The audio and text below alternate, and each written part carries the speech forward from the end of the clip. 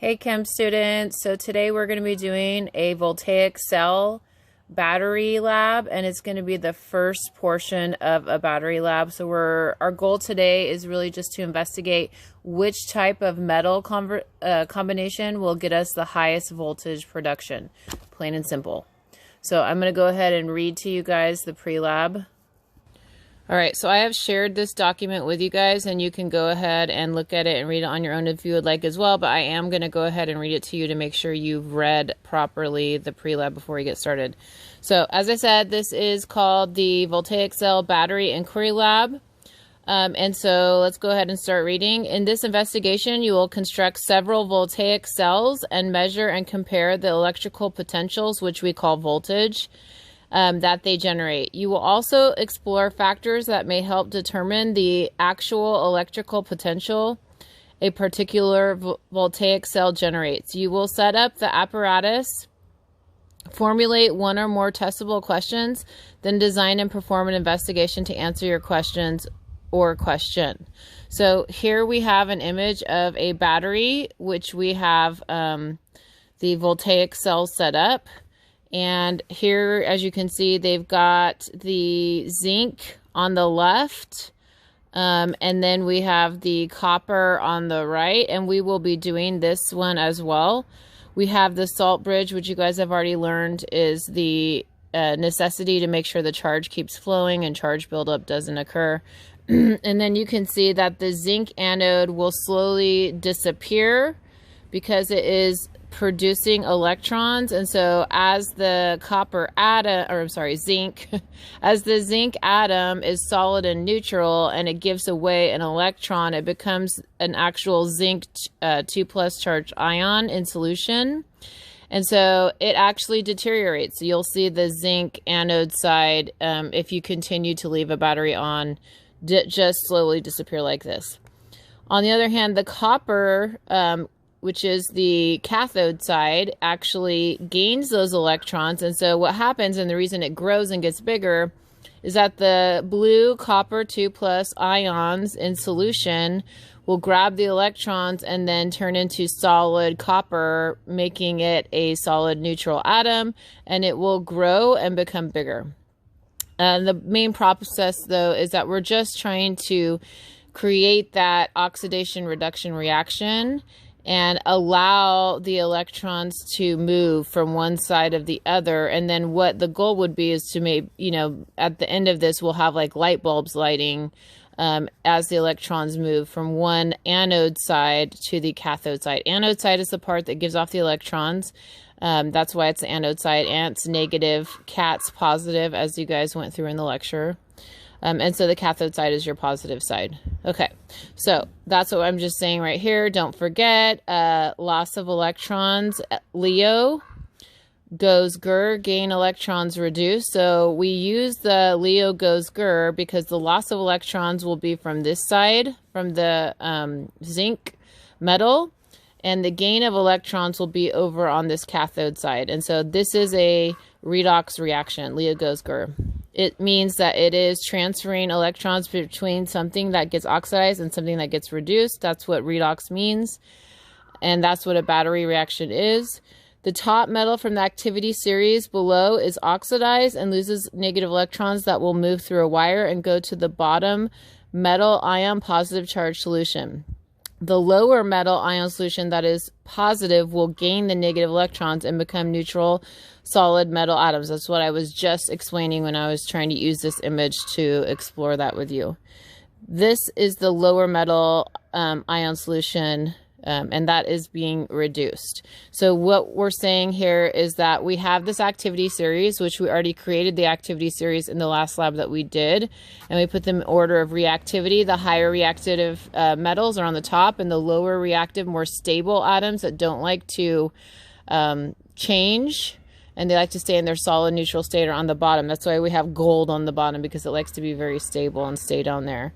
And then you see really expensive things that are on the bottom because they like to stay in their neutral atom shape. So the way we make a battery is we try to combine the two. We try to get one that's really reactive and wants to get rid of its electrons, and then we pair it with something that wants to gain the electrons and that's on the lower. And so when we have two metals, and the further apart that they are on the activity series, the better the battery it is, because one's really highly reactive and one is least reactive. So the electron motion is really good between the very, very top and the very, very bottom. That should make sense, because if you look, you see what's at the top, lithium. And what's the name of the most long-lasting battery on the market? Lithium-ion batteries are the ones that people love. They're also very dangerous because of the fact that they are highly reactive. And then gold, if we were to pair those two together, that would be an awesome, incredible battery. But let's not just read about it. Let's see if we can do this. Before we actually do the lab too, I would like you guys to make sure that you're copying down the pre-lab, and I have held your hand and written that for you so that you're not too lost on what we're doing. So my title for this is the Voltaic Cell Battery Inquiry Lab. Again, this is in that doc if you don't want to deal with it on the video. The purpose is to determine which two metal combinations will produce the highest voltage output using the activity series that we just talked about. And our hypothesis here is if I choose a metal from the top of the activity series and one from the bottom of the activity series for my battery, then it will produce the highest voltage, because metals at the top like to lose electrons or be oxidized, LEO, loss of electrons, oxidized, and bottom metals like to gain electrons or be reduced, GR, LEO goes GR. So our procedure is just to follow the procedures from the lab. I'll be doing that for you. And then data and observations, data tables. I do want you copying down the data tables. So go ahead and copy this portion into your lab notebooks, please. The next thing you're going to see in the doc is just the materials we're going to use and the instructions for the lab. Also the setup of the well plates, and then the voltmeter we're going to use. So I'm going to do all that for you. This part I would like you to copy, just right here where it says please copy down the data tables. So I want you to just go down and copy this whole thing. These are the combinations of the metals that we're going to do today. And so we're really going to do, let's see, 1, 2, 3, 4, 5, 6 different metal combinations for 6 different types of batteries to see which battery is the best. And so every time we do that, we're going to put the 2 different types of, so as you can see here, we're going to take copper solid and put it in the copper ion solution. That's these 2 combinations here in this first well on the left. And then we're going to take zinc solid and the zinc ion solution and put it in the same well. And then we're going to connect it with the salt bridge, which I have been soaking some paper that is saturated potassium nitrate, which is a perfect salt bridge.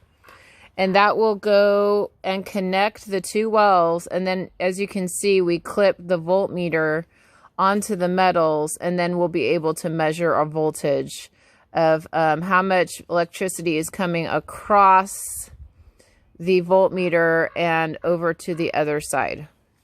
Well, it might be the other direction, depending on how I put them.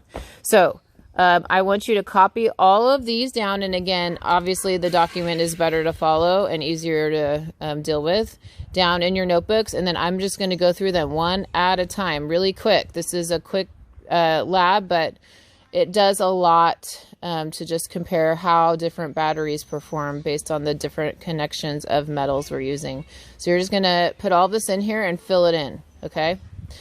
Once we're done with that, there is a key to the voltage that the textbook says that we should see when we combine these different metals. And I want you to use this to see if you're getting it right in your post-lab number 3 question.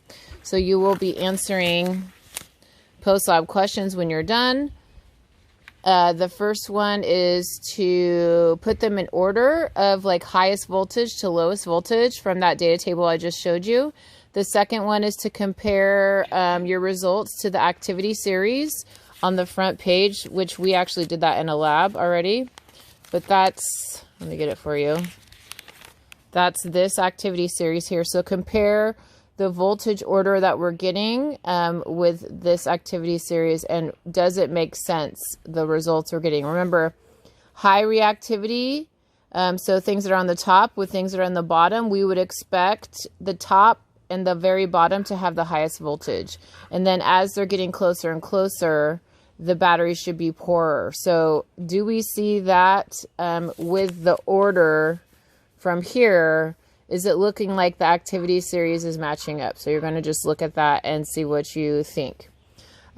When you're done, you submit it. I will give you a key to this, and I'll tell you what I think about these answers. But I want you to process this at least a little bit of a lab on your own. Third, I want you to check the results from what we got with that key. And again, this is, you can see it better in the doc. So I want you to look at what we should have gotten for our voltages and compare.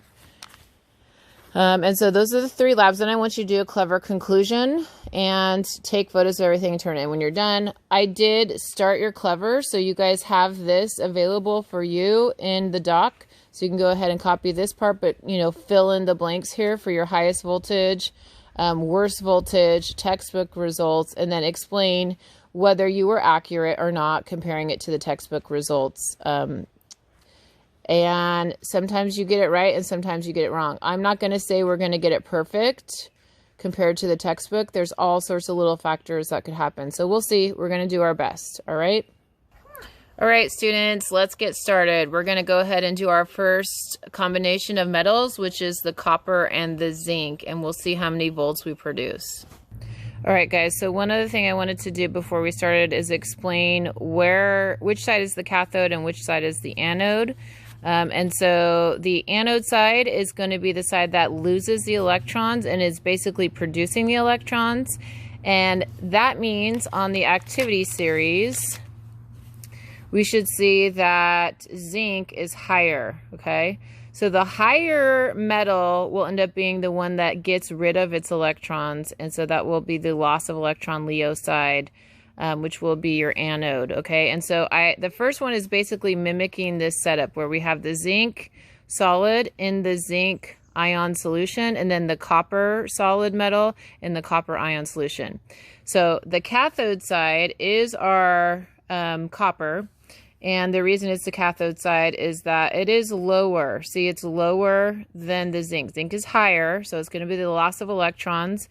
Cathode is going to be the GR, which is going to gain the electrons. And you actually see that happening. So you see that the metal is giving away its 2 electrons for every atom and becoming zinc 2+ in solution.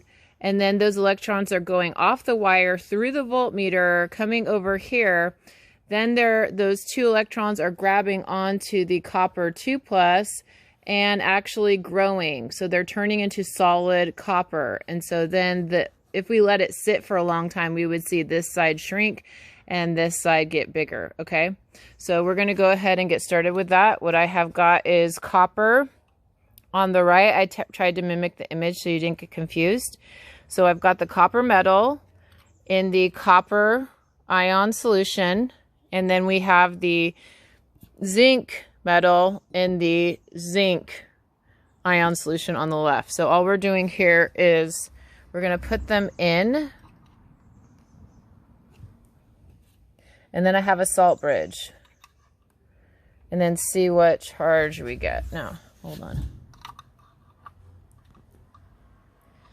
Needs to be, if I could prop those up a little bit. There we go. I knew I could get better. So 0.93. Let's see if I can get any bit better than that. It's all about moving it. So let's go with the 0.93 voltage. It's really just a matter of getting that in correctly. So I'm going to pause it.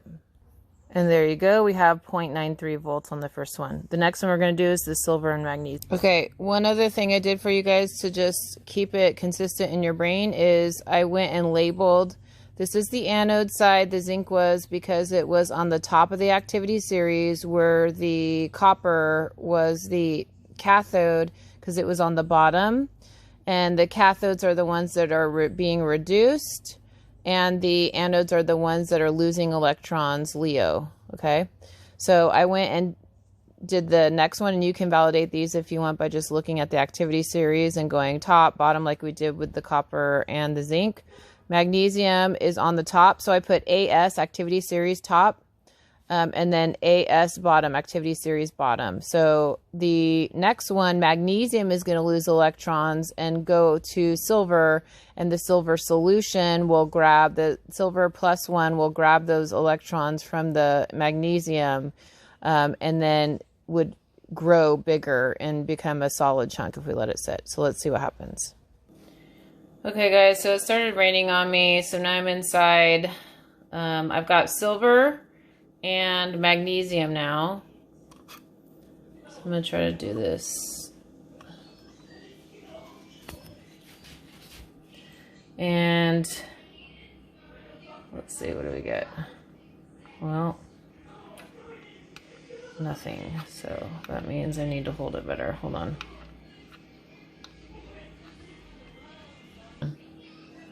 Okay, so I tried to get some help here. So we have the highest number, 1.13, with the silver and the magnesium. And I am going to do that again because I don't think that's right, but I finally got some help, so pause. Go. All right, let's see. Well, I got some new stuff, but it's all corroded in here still. I think we're going to go with the 1.13 because that seems to be the best for this. Okay, stop. Okay, so as you guys can see, this is 1.13 volts. Pause.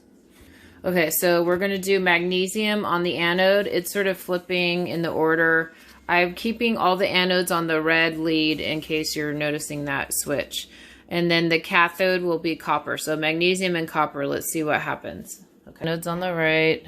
I'm sorry, not anode. I got the magnesium on the right, and it was 1.26 was the best.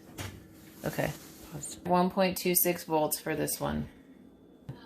Okay, this time we're gonna have silver and zinc combination. Silver will be the cathode because it's on the bottom of the activity series, and zinc will be the anode because it's on the top of the activity series. So this zinc will be the one losing the electrons, and the silver ion in solution will gain and become a solid. Okay, let's go ahead and see what happens. Okay, so we're getting 1.31. Mess around with it a little bit. 1.31. Okay, so that one was 1.31. Okay, now we're going to do silver. Again, will be the cathode side because it's on the bottom. And the anode side will be our aluminum. And so let's go ahead and see what we get.